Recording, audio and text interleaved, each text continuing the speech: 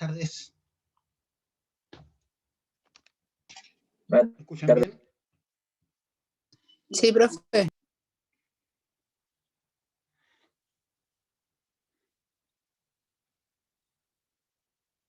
Hola. Ya. Hola, profe. Hola. Hola, profe. Hola, ¿cómo están? Vamos a seguir viendo Hola, profe. la materia. Hola. Preparé un PowerPoint para que veamos algunos equipos típicos de minería subterránea que son para perforación. Lo voy a presentar ahora. ¿Qué es lo que último vimos ayer? No sé si se recuerdan.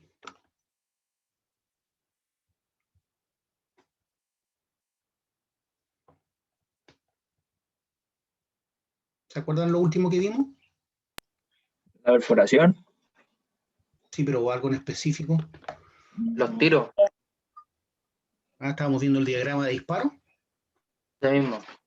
Ya, Sí, profe, las zapateras, todo eso. ya, perfecto. Entonces, lo que entendieron es que el diagrama de disparo está configurado por tiros que son los principales, que son los que están en el entorno de la labor, o sea, del túnel. También se habla de desarrollo horizontal o túnel. Entonces tenemos los tiros que están en la parte superior, que son las coronas, los tiros que están en la parte inferior, que son las zapateras, y los tiros que están en las cajas o para generar las cajas del túnel, que son las descargas, ¿ya? A su vez tenemos el cuele, y en el cuele hay varios tiros que le rodean, ¿cierto? Y todo eso se calcula para calcular un espaciamiento y una botada de acuerdo a las características, ¿cierto?, de lo que estamos desarrollando. Entonces, por ejemplo, el espaciamiento y la botada de las descargas no tiene por qué ser igual al espaciamiento y la botada de las coronas. Lo mismo con las zapateras, ¿ya? Eso lo vamos a ir aprendiendo a medida que va pasando el curso. Quería mostrarles porque hablamos de varios equipos ayer, entonces quería pasarles este PPT, en donde muestro varios equipos.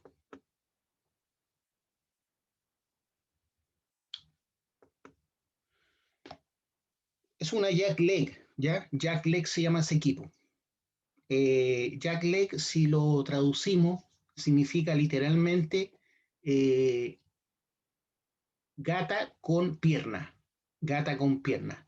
La jack es la gata, las gatas que se utilizan para levantar cosas. Entonces, eso vendría siendo la pierna, ¿eh? Esta es como la pierna que con aire comprimido yo puedo levantar o bajar un poco más el equipo. Ahí está apoyado el equipo, ¿cierto? Esa es la barra de perforación. Es una barra integral, es una única barra, ¿ya? Este es un equipo neumático, ¿ya? Significa que por una de las mangueras entra aire comprimido, que es esta, y por la otra entra agua, ¿ya? Nunca hay que perforar con estos equipos en seco, nunca, porque el polvo que se levanta, aparte de que hay mayor desgaste de los aceros de perforación, pero la razón principal es el polvo que puede provocar silicosis, ¿ya? La perforación genera mucho polvo si es que no se hace con agua. Por lo tanto, siempre es una ley, ¿cierto?, de la prevención de riesgo, la perforación tiene que ser con agua, aunque esté al aire libre. Y usted tiene que estar con varios implementos de seguridad, con su casco, con sus lentes de seguridad, por si salta alguna partícula, con su trompa o su máscara para evitar aspirar polvo, que no es las máscaras que andamos trayendo ahora por el coronavirus, esa no sirve para nada, ¿ya? En el caso del polvo de mina o gases de mina, no sirve para nada. Tiene que andar con sus bototos de seguridad, generalmente no andan con bototos de seguridad, sino con botas de seguridad, porque la perforación produce mucha agua, ¿cierto? Por lo tanto, cuando yo estoy perforando, estoy inundando el sector donde estoy trabajando. Y también, obviamente, tiene que estar con su cinturón de seguridad, con su traje con cintas reflectantes, etcétera, ¿ya? ¿Ven bien la imagen o no? Sí, profe. Sí, profe. Sí. Ya, gracias. ahí está el equipo trabajando. Entonces a estos equipos se les llama jackleg, ¿ya? Jackleg. Pero ahí los primeros equipos eran Atlas Copco, que es una marca, ¿cierto?, de equipos de perforación. Hoy tomó otro nombre, Atlas Copco, al igual que antes existía otra marca y ahora simplemente se habla de Sandvik. Sandvik, que en general todas estas empresas son de los países nórdicos, ¿ya? Suecia, Finlandia, son las que fabrican equipos para perforación y para carguillo y transporte, ¿ya? Entonces eso que está ahí es una jackleg, donde está operando la persona, ¿cierto? Con una jackleg, ve que tiene sus lentes de seguridad, lo que le falta obviamente ahí es la trompa, ¿ya? La trompa. Seguramente se puso ahí para la foto porque no tiene nada de, no está sucio el hombre, ¿cierto? Ese traje está nuevo. Entonces una de estas mangueras es para el aire comprimido y la otra es para el agua, ¿ya? La manguera que pasa por aire comprimido también pasa por un elemento que permite lubricar el aire con aceite, lubricar el aire con aceite. Entonces, eso permite la lubricación del equipo. Hoy en día venden la IT-27, que es una jackleg china, que es una de las más económicas y que se ha proliferado harto en la pequeña minería acá en Chile y en centros de estudio, obviamente por el precio. Es más barata que comprar una Atlas Copco, una Puma Atlas Copco, que es mucho más cara que una de estos mismos equipos con características semejantes, que es la IT-27, que es china, ¿ya? Entonces los chinos han golpeado duro el mercado, ¿cierto? Porque venden equipos mucho más económicos. No sé si le he conversado la razón por la cual son más económicos todos estos equipos que fabrican los chinos en general. Bueno, aprovecho de hacerlo. Nosotros en los años 70, nosotros fabricábamos autos,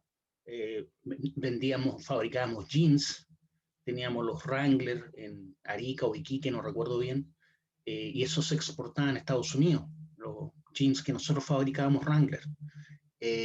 Teníamos varios autos que se hacían aquí en Chile, qué sé yo, Citroneta, Fiat, bueno, autos de la época, pues, MG, el MG se hacía acá en Chile, algunos Fiat, bueno, algunos Ford, se hacían, estaba la Ford acá en Chile, en la quinta región incluso. Entonces, no crean ustedes que nosotros somos un país, digamos, subdesarrollado y no somos capaces de hacer autos o cosas de mayor tecnología. Nosotros fabricábamos televisores, radios. Yo en mi juventud tuve un mini componente, se llamaban mini componentes los equipos estos con parlantes grandes que sonaban fuerte, que son los que andaban, uno andaba con pilas y los ponía en cualquier lugar y se ponía a bailar. Bueno, esos mini componentes se fabricaban en Chile y la marca era IRT. Fabricábamos televisores, qué sé yo, equipos 3 en 1 con tocadisco. 3 en 1 significaba que tenía tocadisco, casetera y radio. Eso era un 3 en 1. Bueno, todo eso se fabricaba en Chile, en fábricas chilenas. Hoy en día, cuando llegaron primero los japoneses, después Taiwán, Taiwán fueron los primeros en golpear el mercado. Japón, ¿cierto? Golpeó el mercado automotriz y después cuando se incorporó China a este mercado, tanto tecnológico, desde el punto de vista de electrodomésticos, radios, computadores, ya era imposible competir con ellos. ¿Por qué? Porque muchos chinos, ¿cierto? Trabajan en empresas, y sobre todo en ese tiempo, en los 80, 90, hasta el año 2010, muchas empresas no tenían seguros, no tenían prevención, incluso solamente se les da un lugar de alojamiento. Hasta el día de hoy hay empresas que trabajan así, que se les da alojamiento y comida a los trabajadores 3 veces al día, y con eso ellos se dan por pagados y trabajan en fábricas, qué sé yo, creando, no sé, pues tarjetas madres de computadores, chips, lo que usted se imagine. Eh, Hay ciudades que se dedican, por ejemplo, a puro fabricar motos, otras ciudades se dedican a puro fabricar autos. Entonces, estamos hablando de un país de 1.300 millones de habitantes. Entonces, una cantidad impresionante de gente que necesita trabajo. Entonces, mucha gente trabaja solamente por la comida diaria y por tener alojamiento en las grandes ciudades o en los grandes centros productivos. Entonces, ¿cómo compites tú con ellos? Es imposible. Nosotros tenemos leyes laborales que cumplir, hay sueldos mínimos que pagar, aquí los niños no pueden trabajar, entonces tú no puedes competir con países con esos costos tan bajos. Por eso China y la India también han golpeado tan fuerte el mercado estadounidense. Los primeros fueron los japoneses, ¿cierto? Cuando se metieron con sus autos, pero hoy en día los autos chinos y los autos de la India han reventado el mercado. Entonces, quería decirles eso para que ustedes entiendan que no es que nosotros seamos un país penca y no somos capaces de fabricar autos, televisores, radios, qué sé yo. Eso lo hicimos, pero dado los bajos costos de producción de China y la India y de otros países como Indonesia, Tailandia, Vietnam, no se puede competir, ¿ya? Eso quería decirle. Entonces hoy en día comprarse una de estas maquinitas chinas es mucho más económica que comprarse una original Atlas Copco. Entonces los chinos no les interesa no copiar, todo lo que es marca registrada les da lo mismo. Entonces por eso eh, ahí siempre ha habido guerras comerciales entre Estados Unidos y China, porque China le da lo mismo copiar, no les interesa lo que es marca registrada, nada. Ellos les interesa producir nomás. ¿Qué pasó? Es como un arma de doble filo. Los gringos, los europeos se fueron con sus fábricas a China y a la India. ¿Por qué? Porque los costos eran menores y además las leyes medioambientales eran más benevolentes, o sea, uno podía contaminar sin ningún problema en China y la India. Entonces muchas empresas norteamericanas, hay ciudades que vivían de la fabricación de autos como Detroit. Ahora uno pasa por Detroit en Estados Unidos y es una ciudad fantasma prácticamente. Fábricas y villas que en torno a estas fábricas totalmente abandonadas. ¿Por qué? Porque todas estas fábricas se fueron para afuera. Es mucho más barato producir, a la Ford le sale mucho más barato producir autos en México, porque los sueldos en México, las leyes laborales en México no son tan exigentes como en Estados Unidos. Entonces a un gringo le tengo que pagar más para fabricar un auto que a un mexicano. Entonces muchas fábricas hicieron lo mismo en Estados Unidos, en Europa, y se fueron a China. Las grandes fundiciones hoy en día están en China, en la India, porque las leyes laborales son más eh, flexibles y las leyes medioambientales son casi nulas. Entonces, ¿qué significó eso? Claro, por un lado los empresarios empezaron a ganar más plata, pero quedó mucha mano de obra cesante en Estados Unidos y Europa. Entonces, es un arma de doble filo. Y por otro lado, le entregaste planos, le entregaste el know-how, como dicen los gringos, a los chinos, a los indios, y a ellos no les interesa cumplir con las leyes, con las marcas registradas, por lo tanto, les enseñaste a hacer cosas y después ellos dicen, ya, váyanse de acá, ahora nosotros las vamos a fabricar.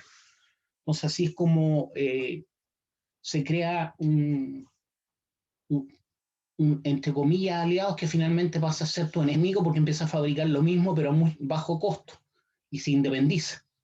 Eso ha ocurrido con China, la India y otros países de Asia. Eso que está ahí, no sé si lo ven, es una, ¿cómo le llaman a esto? Un despiece de una Jack ¿ya? Es para que vean lo complejo que es una de estas máquinas. Tiene hartas partes, ¿cierto?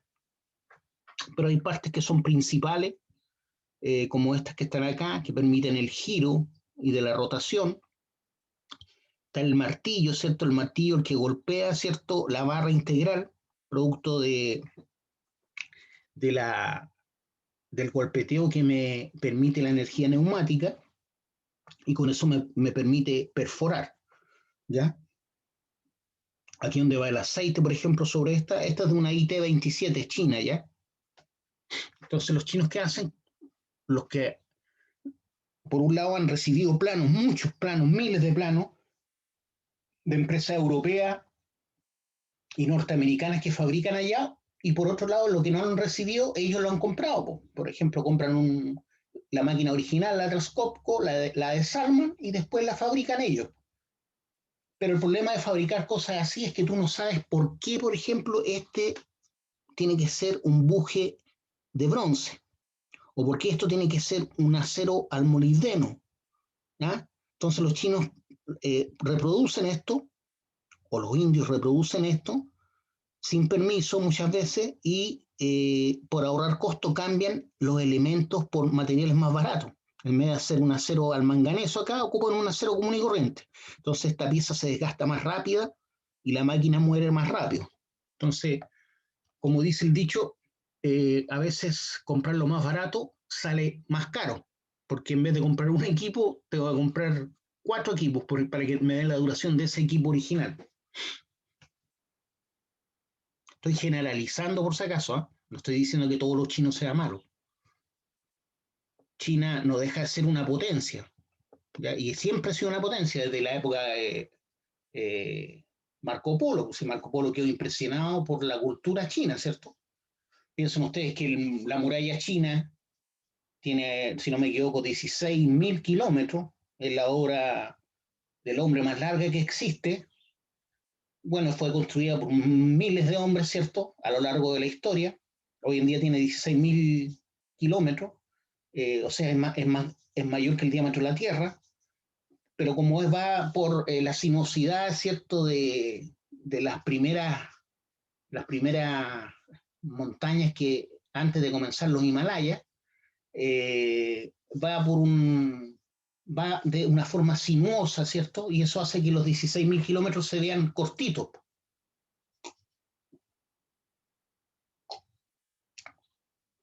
Ojo que hay gente que dice, no, si la muralla china se ve desde el espacio.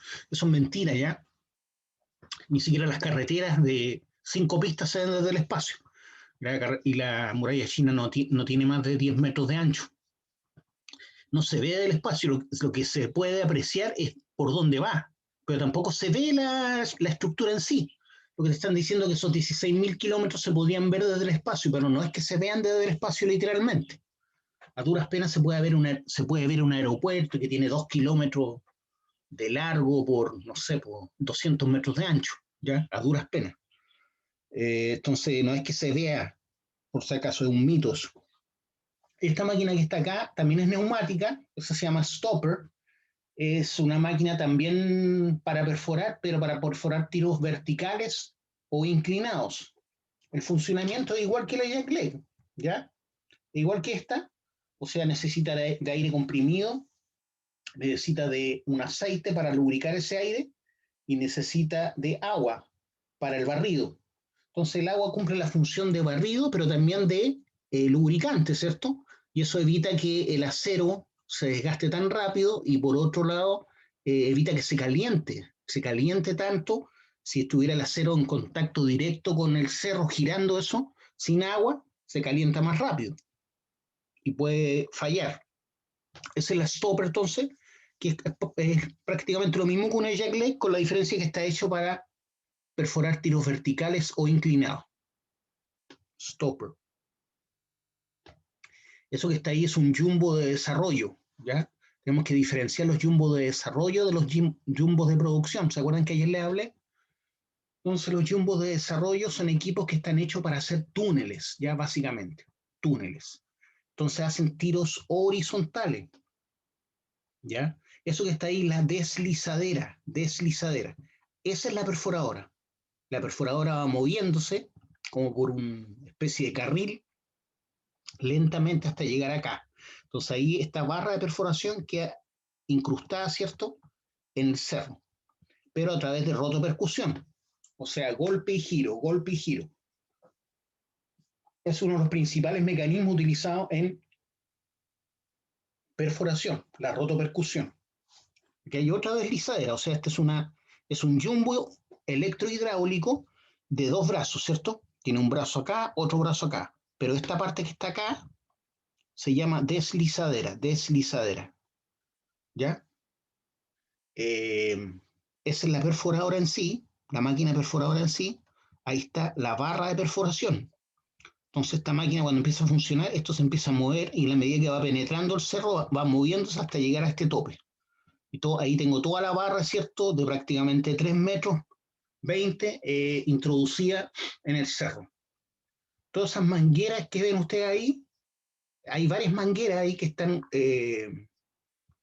rodeadas con una especie de caucho protector para evitar que se corten, que si cae un material del cerro no las vaya a romper. Se fija que está como enrollada en un material protector, que es de goma de heavy duty, ¿cierto? Este equipo es un Sandic, como pueden ver ustedes ahí, un Sandic. Entonces este es un jumbo electrohidráulico para hacer tiros horizontales para desarrollos, para desarrollar túneles. Por eso se llaman jumbo de desarrollo. Cuando empieza a perforar el hombre, si se dan cuenta, no está apoyado en los neumáticos, ya si no se correría el equipo. Tiene que bajar estas patas hidráulicas que levantan el equipo sobre los neumáticos, o a lo menos las ruedas traseras, y estas están apoyadas solamente. Estos equipos electrohidráulicos funcionan con electricidad, ¿ya? Tienen un tremendo motor, ¿cierto? Pero no hay solamente un motor diésel acá. El motor diésel es para que este equipo se mueva solamente de un lugar a otro. Pero aparte de ese motor diésel, tengo un motor eléctrico que hace girar una bomba y esa bomba le da presión al aceite. Tengo un tambor con aceite que es para introducir presión a estas mangueras. Entonces hablamos de energía hidráulica. Entonces todo este equipo funciona con energía hidráulica. Entonces tengo un motor diésel, tengo un motor eléctrico, ese motor eléctrico hace girar una bomba que le da presión al aceite que tengo en el circuito hidráulico y esa energía hidráulica es la que me permite perforar y mover estos brazos, ¿ya? Porque aquí hay cilindros hidráulicos que me permiten mover el brazo y posicionarlo en donde yo quiero, para perforar. Obviamente la persona que maneja estos equipos tiene que ser una persona con mucha experiencia, porque estos equipos son muy caros. Estos equipos son súper seguros. ¿En qué sentido? En que tienen cortafuego. Hoy en día yo puedo proyectar, por ejemplo, el diagrama de disparo completo ¿cómo se dice? En la frente, a donde voy a desarrollar el disparo, o simplemente un programa hace que estos se posicionen en cada uno de los puntos del diagrama de disparo. Entonces, cada vez dependen menos del hombre. ¿Alguna pregunta, alguna duda? No, profe. Ya. Ahí tengo, Profe, una consulta. dígame.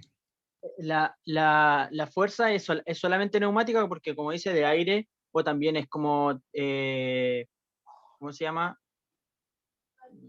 Una es neumática y la otra fuerza es como Esta hidráulica. hidráulica. Eso es neumático, eso es neumático. Esto Ya. hidráulico, ¿ya? La energía neumática fue reemplazada en los grandes equipos. Al principio los jumbo eran neumáticos. Tú los veías igual que esto, pero neumáticos.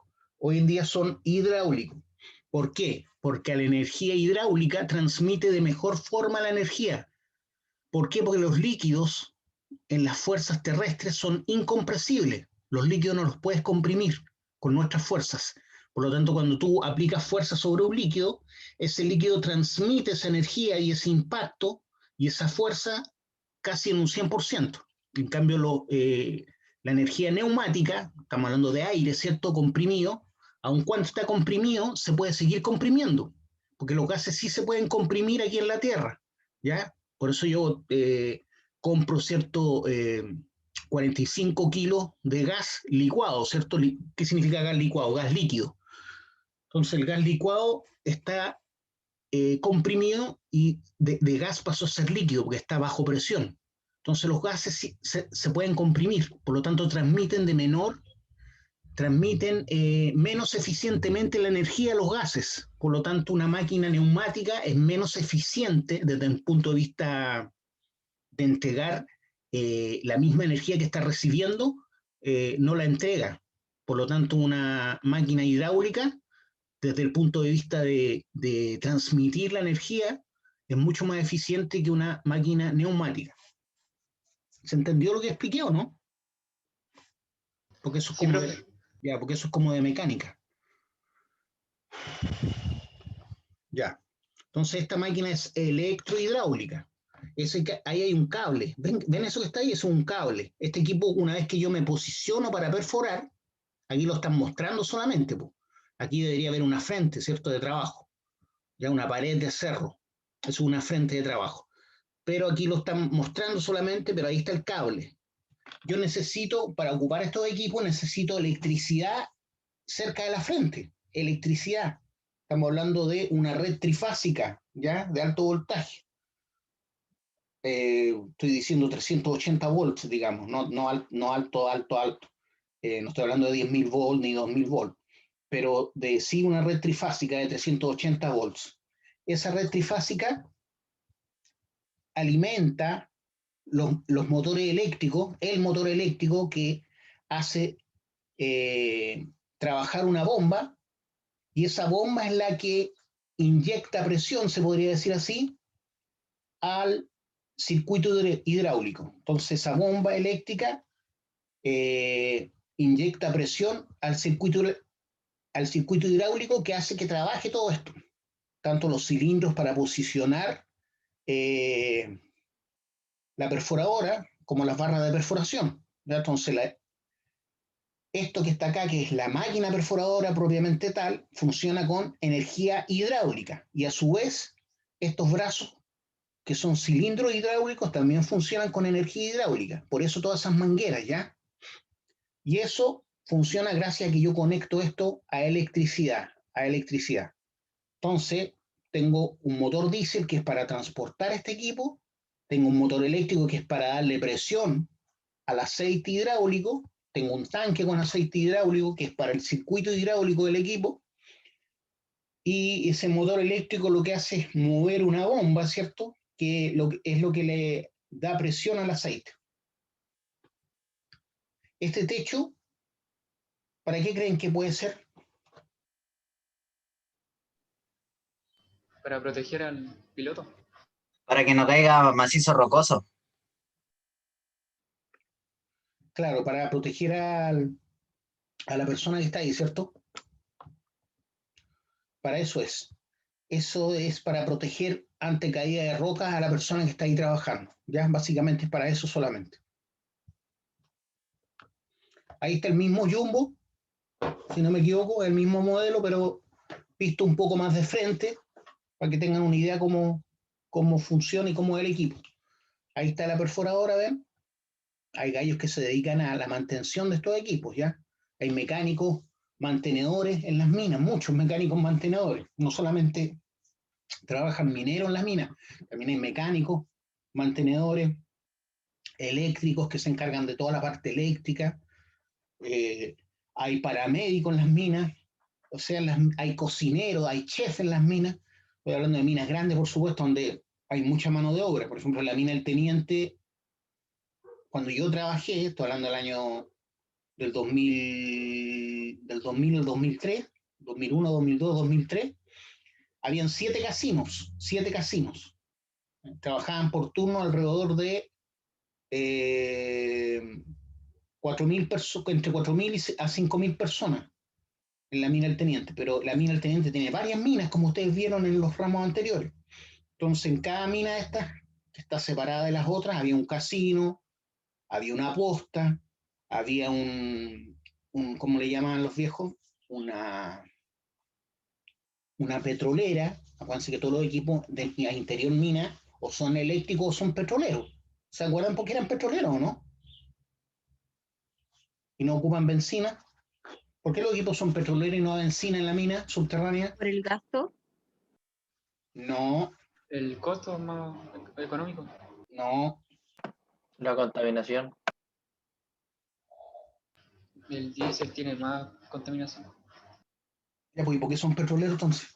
Eso lo habíamos conversado, ¿eh? Introducción a la minería. Son petroleros porque el petróleo no es tan combustible como la benzina. La benzina genera gases, ¿ya? Con una chispa se encienden. En cambio, el petróleo, tengo que acercar un fuego vivo para encender el petróleo. Por lo tanto, cuando estos equipos tienen fugas, no son tan combustibles como que si fueran a benzina, ¿entienden?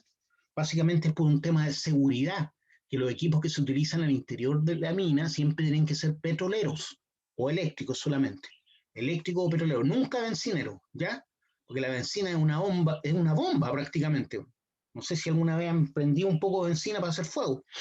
Se darán cuenta que es muy peligroso, se enciende hasta el aire. ¿Por qué? Porque es muy volátil la benzina y basta una chispa para que explote. El gas es igual, pues, el gas. Por lo tanto, cuando ustedes sienten olor a gas en la casa y está de noche, por ningún motivo prender la luz, porque usted enciende la luz, cada vez que usted enciende un interruptor se produce un chispazo.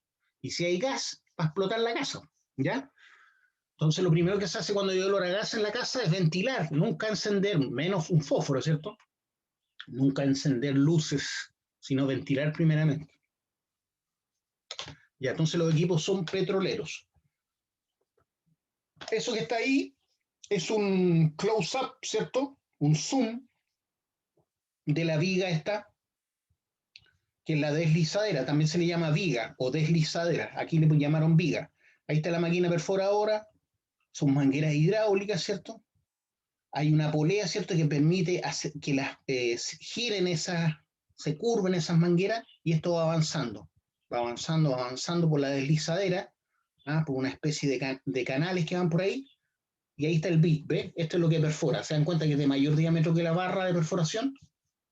Esto es para que no se enchuequen, por eso se llama centralizador intermedio, centralizador delantero. Esto, aunque ustedes los vean muy firmes, se van curvando cuando van perforando. Entonces tienen que ir muy derecho esto para que la desviación sea la mínima. Es muy importante controlar la desviación cuando estoy perforando un tiro, ¿ya? Sobre todo tiros largos. ¿Por qué? Porque si la desviación acá es de 1 milímetro, 10 metros más adelante va a ser de aproximadamente 10, 15 centímetros, ¿ya?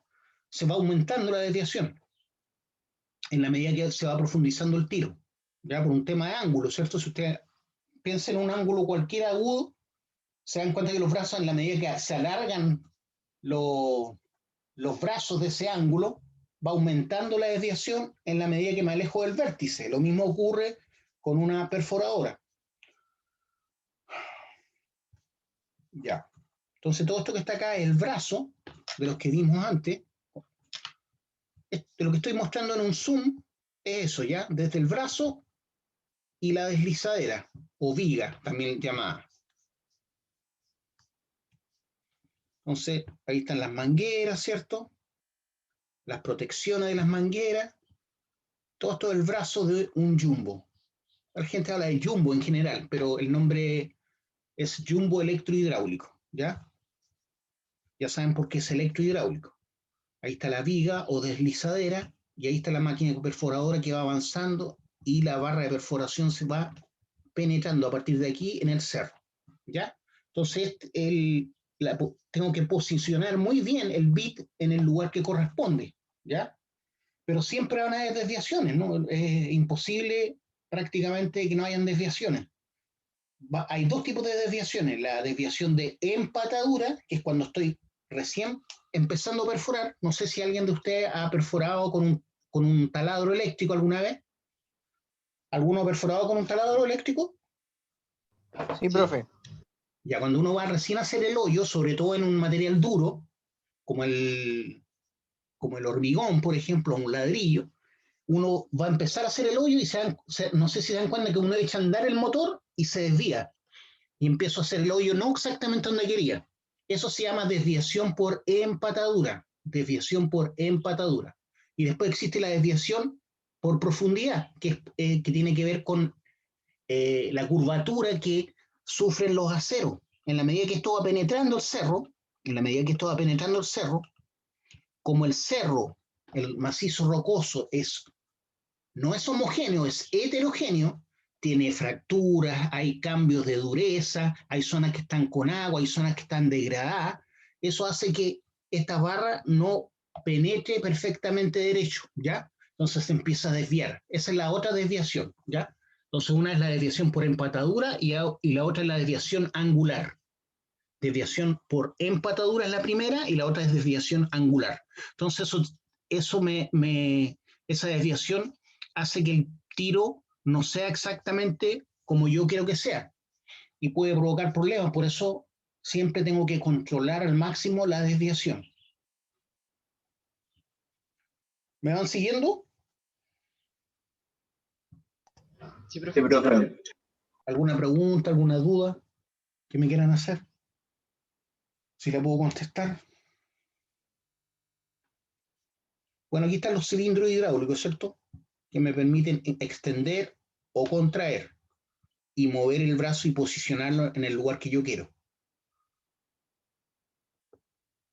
Ahí vemos un jumbo, el mismo jumbo pero visto de espalda, ¿cierto? Este es el mismo jumbo de marca Sandvik, que es de Finlandia, si no me equivoco, o Suecia, siempre me confundo con los países nórdicos. Ellos deben confundirse con nosotros, para ellos Perú, Chile, Bolivia es lo mismo. Como así para nosotros, y nosotros hablamos de los vikingos nomás, ¿cierto? Hay varios países que son nórdicos. Entonces ahí tengo un brazo y ahí tengo otro brazo y ahí están posicionados en la frente, listos para perforar, ¿cierto? Entonces se produce harta agua y harto detritus, se va formando como un lodo, ¿cierto? De detritus y agua. Y esos son los cables eléctricos, ¿ya? Que me permiten que este equipo funcione de la forma electrohidráulica. Entonces uno es para el agua y el otro del cable eléctrico, ¿ya? Uno es para el agua y el otro del cable eléctrico. Entonces tienen esta forma para enrollarlo, ¿cierto? Porque si no sería, se imaginan tener que hacer esto a mano. Entonces estos equipos ustedes entenderán que son muy caros, ¿ah? Son equipos de una gran inversión y en una mina promedio tienen que haber por lo menos unos 5 o 6 de estos equipos. Estamos hablando de una mina mediana. Imagínense una mina como el Teniente, en donde hay, no sé, unos 12 de estos equipos por mina, ¿ya? Por mina. Entonces estamos hablando en Diablo Regimiento, en Pipas Norte, en Esmeralda, en cada una de las minas, unos 12 de estos equipos. No son todos de tenientes. La mayoría de los equipos son de contratistas, porque la pega de desarrollo generalmente la hacen los contratistas, ¿ya? O sea, empresas contratistas. Y ahora vamos a ver lo que es un jumbo radial o un jumbo de producción. Este también es un jumbo electrohidráulico, pero el fin de estos tiros es hacer tiros radiales. Aquí la perforadora está vertical, se dan cuenta, hacia abajo, ¿ya? Entonces ahí está la perforadora, no tiene puesta la barra de perforación, debería tener una barra de perforación ahí. En otros se van agregando tramos de barras de perforación para ir dándole la profundidad que yo quiero. Se van atornillando. En cambio, en el jumbo de desarrollo, perdón, ese jumbo de desarrollo tiene una barra nomás, que se mete de aproximadamente 3,20 metros. En cambio acá, yo voy atornillando barras a la perforadora. Son barras más gruesas, porque aquí estamos hablando de diámetros mayores. En esta estamos hablando de diámetros de 2,5 pulgadas. En los jumbo de desarrollo, perdón, me equivoqué. Vamos a partir con la jack leg. Las jack leg tienen diámetros de perforación de aproximadamente, a ver, déjenme, estamos hablando de diámetros de perforación de aproximadamente, les digo al tiro, 32 a 51 milímetros. 32 a 51 milímetros, ¿ya? En las barras de las máquinas neumáticas. Cuando hablamos de un jumbo, estamos hablando de aproximadamente 1,5 pulgadas. 1,5 pulgadas. ¿Ya? Una pulgada son 2,5 centímetros. Por lo tanto, estamos hablando prácticamente de 2,5 más otro medio sería 3,5, 4 centímetros más o menos, ¿cierto? 4 centímetros de diámetro. Entonces, estamos hablando de 1,5 pulgadas de diámetro estos tiros, ¿ya? En el anterior, como les dije, estoy hablando de 32 a 51 milímetros en la jack leg o en la stopper. Aquí estoy hablando perdón, fui para atrás.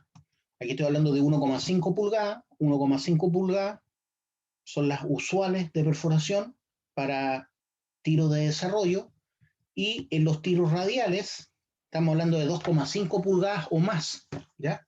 Pero la que más se usa es de 2,5 pulgadas. Entonces estamos hablando de diámetros mayores, ¿cierto? 2,5 pulgadas, llevémoslo a centímetros.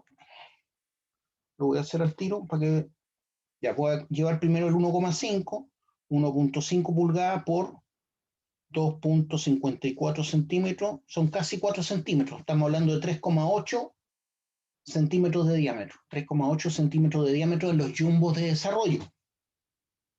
¿Ya?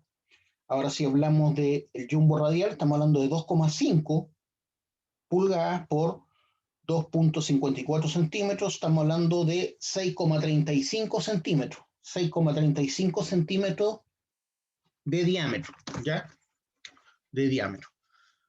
Si estuviéramos en un taller, yo les podría pasar un bit, como lo hago en mis clases, y lo voy pasando por las clases para que lo vean y le tomen el peso a un bit y vean el diámetro. Tengo uno de jumbo radial y tengo un bit de jumbo de desarrollo, ya que me lo prestan los mecánicos para mostrárselo, no es que sea mío.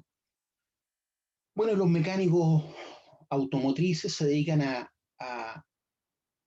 mantener estos equipos, ¿cierto? A mantener estos equipos. Entonces esto es un jumbo radial, como les decía. Tengo una máquina perforadora que se van enlazando barras y desde ahí para allá comienza a perforar. No sé si aquí qué es lo que faltaría para completar el dibujo. Faltaría la barra de perforación, ¿cierto? Que no es una, normalmente son varias que se conectan, y de ahí para allá comienza la perforación, ¿cierto?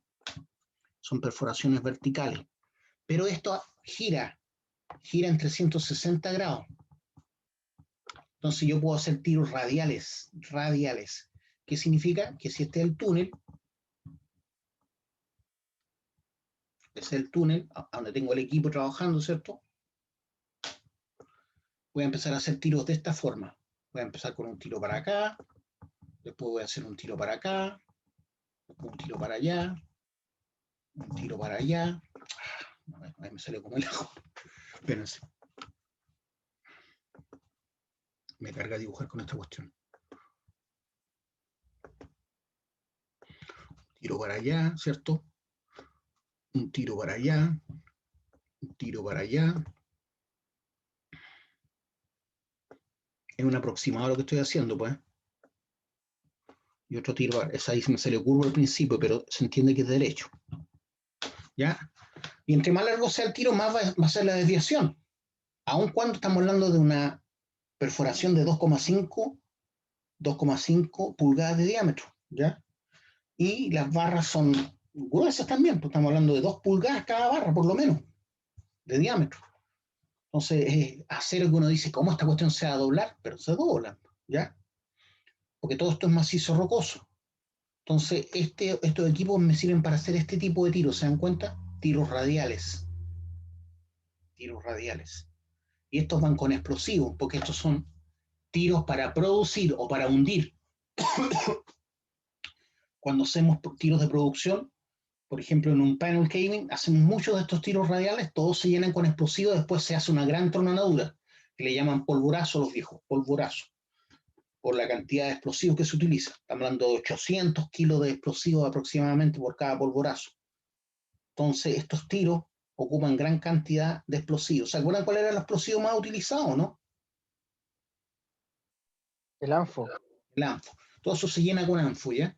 Se llena con ANFO. Estamos hablando de 2,5 pulgadas de diámetro y estamos hablando de tiros de 6, 7, 8 metros. Entonces, y hago varias de estas paradas. Esto es una parada de tiros, ¿ya? Separa el equipo así como está ahí y empieza a hacer tiros. Hace este tiro, después hace uno para acá, después otro para allá, hasta formar esta cosa, ¿cierto? Y eso es una parada de tiros. Después, 2 metros más allá, hace otra parada de tiros. 2 metros más allá, otra parada de tiros, ¿ya? Y varios de estas paradas se tronan a la vez. Estamos hablando de 6, 8 paradas, con cada uno de esos tiros repletos de explosivos, ¿ya? Entonces, cuando ocurre eso, hablamos de polvorazo. Y eso ocurre normalmente a la salida de los turnos, porque no puede haber gente en la mina cuando se produce un polvorazo. ¿Por qué? Porque ahí entra en juego otra cosa. Cuando yo pego un pencazo de esas características en el macizo rocoso, como yo estoy socavando el cerro hace tiempo, y hay fallas y lugares en donde se pueden producir desplazamiento de roca, generalmente en las primeras 5 horas después del polvorazo, incluso las primeras 2 horas después del polvorazo, tienden a haber caída o material que se tiende a soltar. Por lo tanto, todos estos polvorazos se hacen en la salida de turno para que, si es que ocurre algo, ojalá ocurre en el cambio de turno. Entre que se van las personas y entra el nuevo turno a la zona de trabajo, pasa como 1 hora. Entonces hay 1 hora a lo menos libre en que puede caer material y no va a provocar mayor problema, ¿ya? Puede dañar infraestructura, pero no va a matar gente. ¿Me van siguiendo, chiquillos? Sí, profe. Ya, entonces eso sería, como les expliqué, un jumbo radial o de producción. Voy a mostrarles varias imágenes. Antes los viejos trabajaban acá nomás. Ahora existe esto que es como hay varios joysticks acá para trabajar a distancia el equipo. ¿Por qué? Como que la perforación ahora es más de mayor diámetro, estamos hablando de un equipo más potente, la rotación y el impacto es más potente, porque tengo que producir tiros de mayor diámetro y de más longitud. Entonces, toda la zona que estoy perforando puede caer material, ¿cierto? Entonces, él se aleja de la zona de perforación para evitar que le caiga material. Por eso existe esta mesa de trabajo, ¿cierto? Con varios joysticks, en vez de trabajar directamente ahí, que no me permite ver muy bien la cosa, trabajo lejos de la zona de perforación. Esa es la idea, trabajar lejos de la zona de perforación y tener una buena visión del lugar que estoy perforando, ¿ya? Para hacer los tiros radiales.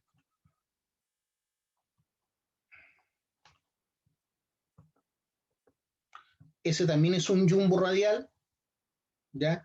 En donde aquí tiene un revólver, es como un revólver, ahí están las barras de perforación que se van sumando, atornilladas al equipo de perforación. El equipo anterior no tiene un revólver, ¿ven? Él tiene que venir y poner uno por uno las barras que se van acoplando. Él viene, se acerca y pone una barra, después se aleja, pone otra barra. Se van atornillando. Siempre el hilo va al revés del giro del equipo, obviamente, si no se saldrían. ¿Ya? En cambio acá este equipo es más moderno porque tiene un revólver en donde la persona no tiene que poner las barras, sino las barras se van poniendo a través del equipo, ¿cierto? El equipo va poniendo una barra tras otra para darle una mayor longitud a la perforación. Entonces esto es como un revólver que en vez de balas, ¿cierto? Van barras de perforación que se van acoplando al equipo para alcanzar mayores profundidades. Entonces en este momento el equipo está apuntando hacia allá, ¿cierto? La perforación tendría que salir hacia allá. ¿Ya? Ahí salió como que estuviera desviado, pero esa es la dirección en que va la perforación desde ese punto de vista. Pero recordar que esto se mueve en 360 grados, justamente para hacer tiros en un mismo plano.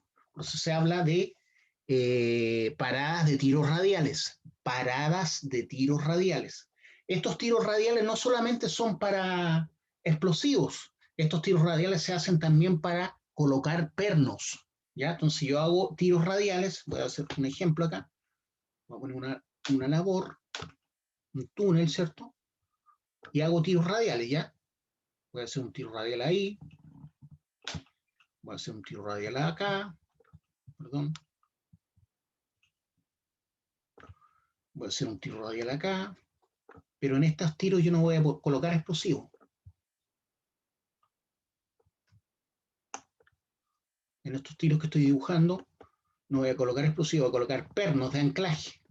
Pernos de anclaje, estoy hablando de fortificación ahora. ¿Ya? Entonces, ahí se coloca, voy a hacer solamente un zoom en esta zona, en el dibujo. Entonces tengo una cosa así, ¿cierto? Ahí está el cerro. Ahí está la perforación de 2,5 pulgadas. Esto sigue para allá, obviamente. Y aquí yo voy a colocar un perno helicoidal o un perno cable de acero. ¿Ya? Antes de colocar ese perno, yo tengo que llenar esto, inyectar con cemento, mortero, cemento con agua, ¿ya? Y además le agrego un acelerante de fraguado. Acelerante de fraguado. ¿Para qué? Para que el cemento se seque rápido, ¿ya? Y en vez de demorarse un día completo, se demore unas 3-4 horas. Entonces, lo primero que hago es llenar esto con cemento, inyectado a presión, ¿ya? Y una vez que tengo todo esto lleno de cemento, ese tiro lo lleno de cemento a lo largo de todo el tiro, ¿cierto? Después, el mismo viejo que inyectó cemento, mete un perno con la mano, mete un perno a presión con la mano, ¿ya? Y tiene que esperar que esto frague, o sea, se endurezca esto. Entonces así va a quedar el perno anclado al cerro. Y ahí yo recién puedo poner la planchuela, que es como una especie de golilla, y después coloco una tuerca que va apretada en el hilo que tiene el perno. Entonces estos jumbos no solamente me sirven para hacer tiros para producir a través de tronadura, sino también me sirven para fortificar, para hacer tiros para fortificar con pernos, ¿ya? Entonces ahí yo le estoy demostrando que esa misma perforación, en vez de colocarle explosivo, le puedo colocar cemento y después un perno, que una vez que frague puede afirmar toda esta zona, ¿cierto? Aquí pueden haber fracturas en el cerro, ¿cierto? Pero como esta planchuela va a empezar a cargar hacia acá, va a evitar que este material caiga.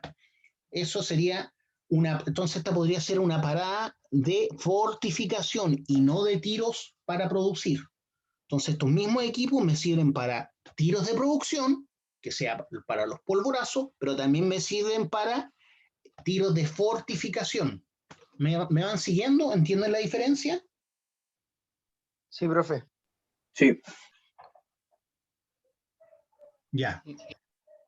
Sigamos entonces. Voy a borrar el mono. Ahí hay otro equipo radial en donde el hombre aquí no trabaja con una separación. Ahí tienen todos los joysticks, ¿se dan cuenta? Ahí está la máquina perforadora. Ahí está la barra de perforación. Ahí está el bit. Ya este es el bit de 2,5 pulgadas. Pero sí tiene un revólver, miren. Ahí puedo poner las barras. Cada uno de estos, y estos van girando y me permiten ir sumando barras para la perforación. Entonces también es un jumbo radial. Tenemos ese, ¿cierto? Tenemos ese. Aquí hay otro jumbo radial de producción.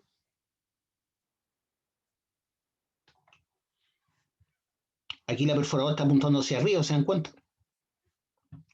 Entonces aquí yo, ¿cómo iría la barra? La barra iría desde aquí, varias barras, ¿cierto? Que se van sumando. Las barras son como de 1 metro, 1,5 metros, después se suma otra más, porque son más gruesas, y así para allá estaría perforando el tipo. Me carga dibujar con estos lápices. Porque el mouse, el dedo no me sigue derecho. Entonces ahí está apuntando hacia arriba, ¿ya? Esta es la perforadora, ¿cierto? Todas las mangueras hidráulicas que me permiten que se mueva esta perforadora a través de la deslizadera. Esto también se llama deslizadera. En este caso tengo una deslizadera con cadena. Una cadena va moviendo la deslizadera. A veces hay de otra forma, otro mecanismo. Todas las mangueras hidráulicas, ¿cierto? El motor eléctrico, la bomba hidráulica, tengo que mantener el aceite hidráulico, etc.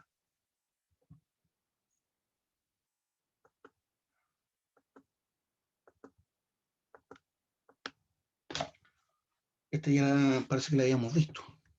La puse 2 veces. Está ahí y ahí de nuevo, ¿o no? Sí, es la misma. Ya. Y finalmente ese dibujo que tengo el equipo trabajando ahí, en una mina. ¿Ya? Ahí está la máquina perforadora. Ya tiene que haber introducido todos los aceros de perforación. Aquí está el revólver, ya no tiene aceros de perforación. Entonces estamos hablando que esto debe tener por lo menos unos 20 metros, 30 metros de profundidad cada tiro. Y todo esto en forma radial, ¿cierto? ha sido una mina real, ¿ya? Hay desprendimiento de material, hay pernos doblados, producto del desprendimiento de material. Este es el cerro propiamente tal, ahí hay malla que me permite evitar que caigan grandes planchones sobre el equipo. Es una manga de ventilación que me está llevando aire limpio a esta zona, ¿ya? Ya, chiquillos, vamos a dejarla hasta acá por hoy. No sé si tienen alguna duda. No, profe. Saco el pantallazo para saber quiénes vinieron y agregarlo a la lista. Ya, pues, entonces nos quedamos hasta acá nomás. ¿Cómo estás, Violeta? ¿Estás mejor? Sí, profe, ya estoy ya bien, Ya, qué bueno. pero igual creo que contagio. Ya. Menos mal que no es por computador. No sé. Ya, chiquillos, nos vemos. Pásenlo bonito. Chao, profe, igual Chao, usted. profe. Profe, que esté bien. Atento Chao, a chao. Chao, profe. Chao, profe. Chao.